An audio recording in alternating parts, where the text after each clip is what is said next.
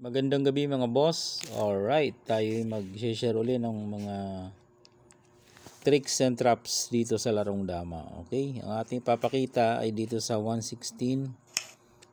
Then nag 116 ang kalaban. Real lang. Yan.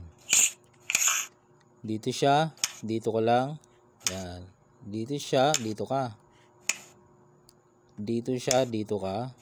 Pag 9-5, pwede ka dito. 5-1. Yan mga bossing.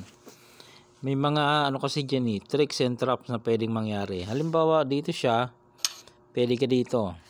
Yan, pwede ka dyan. Kasi kung tumira siya ng 11-6, yan, pwede na siyang maano dyan. Pwede mo nang madamahan siya sa ganyang style. Kasi kaya siya nag-forma ng ganyan, tumira ng ganyan. Balak niya kasi magpa-atras, pakain, then atras. Yan. Pero, pag ganyan niya pa lang, pwede na siyang damahan. Papakain mo lang to.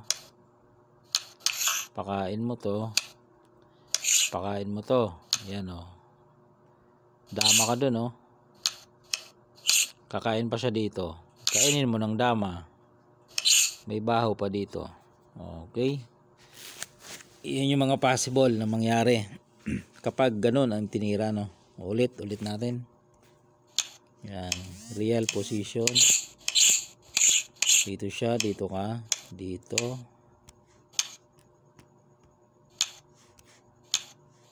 Yan, paano naman kung dito? Yan, tatakpan mo lang to. Kasi meron ka na namang tricks and traps dyan. Bawal siya dito kasi kitang kita yan titira ka lang dito, kain siya dalawa, tapos susubuan mo dito. Yun tatlo kitang kita, tatlo ang kakainin mo, dama ka. Kaya bawal siya doon. Okay, so halimbawa for example dito siya. Yan. Example dyan sa tumira, titira ka dito ng 6-1. Yan. Kasi itong 6-1 medyo tago, kumbaga malalim yung tricks and traps dito na mga pwedeng mangyari. Halimbawa dito siya, ayan ito yung sinasabi ko. Ayan hindi niya akalain mayroon palang dyan, traps sa ganyang tirada. Tumira dyan anong gagawin mo kung ikaw ang puti? Pwede mo nang talunin yung itim dito hindi mo pa makikita basta yan. May kalaliman yan Ganito lang gagawin mo, pakain mo to, saka ipakain mo yan. Diyan sa sitwasyon na yan, may dalawang option. Pwedeng kumain ng itim, pwede siya ditong kumain, pabalik, di kaya itong isa. Okay, isa-isahin natin.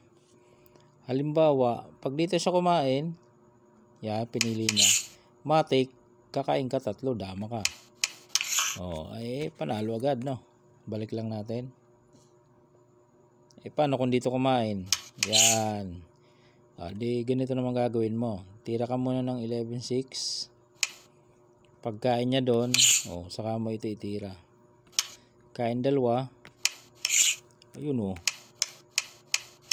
sure win na yan mga bossing. Panalo ka na dyan.